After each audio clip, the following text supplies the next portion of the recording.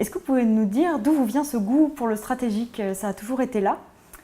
Non, ça n'a pas toujours été là, parce que c'est vrai que pendant longtemps, j'ai eu une activité de direction d'entreprise dans une PME familiale qui est active dans le commerce de fruits et légumes. Et puis, à un moment donné, j'ai dû faire un choix parce que j'avais plusieurs mandats stratégiques en parallèle de mon activité opérationnelle à 100 ou 120%. Et ça devenait plus vraiment compatible d'être quotidiennement active dans une entreprise, d'assumer ces responsabilités-là en parallèle. Donc, j'ai dû faire un choix qui n'était pas évident à 40 ans. Et c'est vrai qu'aujourd'hui que je l'ai fait, d'être active dans ces différents conseils, d'être à un niveau stratégique plutôt qu'opérationnel, je me suis rendu compte assez rapidement que c'était ce qui me plaisait. Diriger, mais sans être directement aux affaires quotidiennement, mais de faire confiance à une direction, d'avoir un échange d'informations régulier, de pouvoir aussi déléguer certaines choses tout en fixant des objectifs et en espérant pouvoir les atteindre assez rapidement. Vous avez quand même eu très vite plusieurs mandats, une vie professionnelle à très haut niveau et une carrière politique, mais en même temps vous êtes aussi maman de trois enfants. Est-ce qu'il y a des secrets, des techniques d'organisation qui se transposent d'un monde à l'autre? Je parle souvent effectivement d'équilibre et que j'arrive à puiser mon énergie dans cet équilibre. Vous avez parlé de 3 vies en parallèle et c'est vrai que c'est ce que je vis au quotidien, une vie de femme, d'épouse, de mère, mais aussi de professionnelle. Alors ça nécessite une certaine organisation. Il faut quand même pouvoir avoir une méthode d'organisation pour gérer tout ce qui est intendance, entre guillemets, quoi, la famille, les enfants et tout le reste. Mais après, c'est aussi fixer des priorités, aller à l'essentiel, donner du temps à chacun. Je pense que donner le meilleur de soi-même dans chacune de ces sphères, c'est très important, sans vouloir les cloisonner, parce qu'automatiquement, il y a des liens entre les différentes activités. Comment est-ce que c'est passé cette entrée en politique? Alors il y avait cet aspect connaître les règles du jeu économique, mais il y avait aussi l'aspect de dire je veux changer le monde parce que j'étais jeune et encore empreint de beaucoup d'illusions. Après, le choix de la famille politique, je crois que c'est vraiment l'environnement dans lequel j'ai grandi, où on avait des débats politiques assez intenses autour de la table familiale, et puis j'ai senti que je partageais certaines valeurs.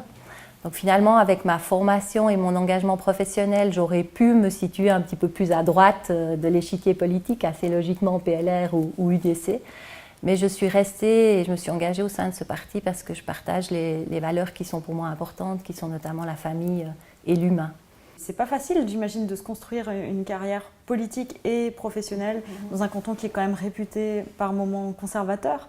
Est-ce que vous avez dû affronter des obstacles en tant que femme et jeune femme? Et comment vous les avez surmontés?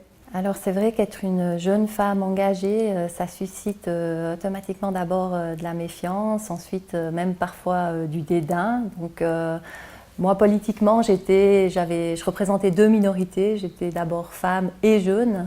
Donc c'est un profil relativement rare au Parlement cantonal, donc c'est vrai qu'il a fallu se faire une place et puis des fois nettoyer un petit peu le sol des cailloux qui le jonchent, tant au niveau professionnel que politique. Et puis finalement, petit à petit, l'horizon il s'éclaircit et puis vous vous trouvez face à des interlocuteurs où vous pouvez agir d'égal à égal. Comment on fait justement pour établir cette relation de confiance en tant que femme? Est-ce qu'il faut travailler 2 fois plus?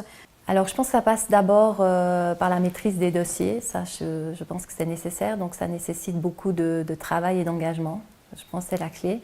Et puis ensuite le réseau, et on parlait tout à l'heure de mon parcours politique, je pense que pour moi ça a été une étape importante dans mon évolution, c'est que ça m'a permis de créer un réseau de relations importantes assez rapidement dans ma carrière, assez jeune, et puis finalement de rencontrer aussi beaucoup de secteurs différents qui sont représentés en politique et qui vous donnent un petit peu leurs préoccupations et d'avoir une vision un petit peu d'ensemble de l'économie assez vite. On ne peut pas demander à des personnes de choisir des gens qu'ils ne connaissent pas. Donc se faire connaître, s'engager dans chacune de ces activités, pour moi c'est sûrement certaines clés qui permettent de pouvoir s'épanouir dans notre profession. Justement, à propos de l'insertion des femmes ou de leur progression à ces niveaux-là, est-ce que vous avez une politique particulière pour encourager les femmes cadres, par exemple? Alors ce que je fais à titre privé, mais aussi dans le cadre du groupe mutuel, c'est d'essayer de donner cette confiance qui manque certaines fois aux femmes pour dire mais il faut y aller, il faut oser, c'est possible et j'en suis finalement un peu la preuve vivante qu'on peut le faire avec certains sacrifices, mais on y arrive. Voilà. Ça, c'est un message. Et puis peut-être une autre chose qu'on fait au sein du groupe mutuel, on a fait dernièrement une étude d'égalité salariale pour voir si les femmes et les hommes sont traités de manière égale en termes de rémunération.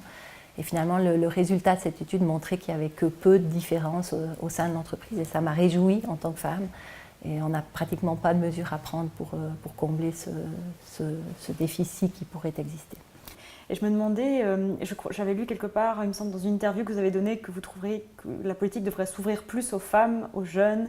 Est-ce que vous avez des clés là aussi pour que les femmes entrent dans ce milieu-là ? Ce que je peux donner comme conseil, c'est d'oser affirmer ses opinions. Moi, je nageais quelquefois à contre-courant, j'avais des prises de position qui étaient fortes et puis qui choquaient quelquefois mes collègues de parti pour qui l'adhésion à un parti était pratiquement un acte de soumission à une ligne inamovible, ce qui n'était souvent pas mon avis. Donc je pense que d'oser affirmer ses opinions, d'être présente dans les débats. Est-ce que vous avez eu au sein de votre carrière, j'imagine, des mentors, des personnes qui vous ont inspiré, des personnes qui vous ont soutenu ? Alors mon père, certainement, d'abord parce que c'est un entrepreneur qui n'est jamais à court de projets et puis qui a su prendre des risques pour les réaliser. Ça, je pense que c'est aussi important. Ensuite, je dirais mon époux qui a un soutien inconditionnel.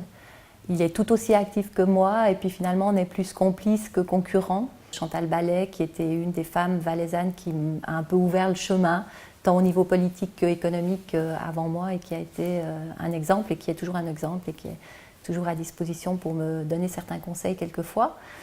Mais comme vous constatez, c'est plutôt des gens qui sont proches de moi, et pas des grandes stars internationales, simplement parce que j'aime bien d'abord contempler leurs actions de manière assez réelle et proche, et puis aussi voir comment ils se comportent par rapport aux gens qui ont confiance en eux.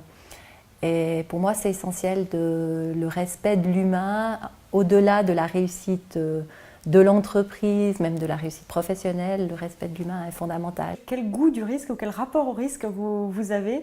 Est-ce que c'est quelque chose qui vous fait peur ou au contraire qui vous motive ? Comment vous gérez votre rapport au risque finalement ? Alors ça me motive et je trouve que c'est une excellente question. Et quand on parle de responsabilité, c'est de risque. Donc si on a une aversion au risque total, il ne faut pas assumer ce type de responsabilité. On doit être capable de prendre des décisions tout en sachant qu'on prend un risque à chaque décision. Et bien des fois on échoue aussi. Et ça, je crois qu'il faut apprendre à être humble dans la réussite et digne dans l'échec. Enfin, je veux dire d'accepter que les échecs nous renforcent et puis qu'on peut construire encore mieux après sur ce type d'échec. Mais je crois que la capacité de prendre des décisions vient de la capacité à prendre des risques aussi. Si vous deviez définir la réussite pour vous, vraiment à titre personnel, ça serait quoi ? Pour moi, l'essentiel, c'est le succès qui a lieu dans les entreprises pour lesquelles j'ai la charge. Je crois que le succès, pour moi, est important lorsqu'on tire toute une équipe avec derrière cette réussite-là et puis qu'on ne se l'attribue pas à soi-même parce que c'est rarement le cas. Donc le succès est quelque chose de bien plus important. Et puis ensuite, j'ai appris aussi que le succès est éphémère et puis que finalement, on doit toujours progresser et toujours reconstruire derrière.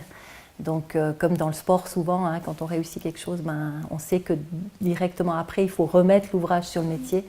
Donc dans la vie professionnelle, c'est aussi le cas.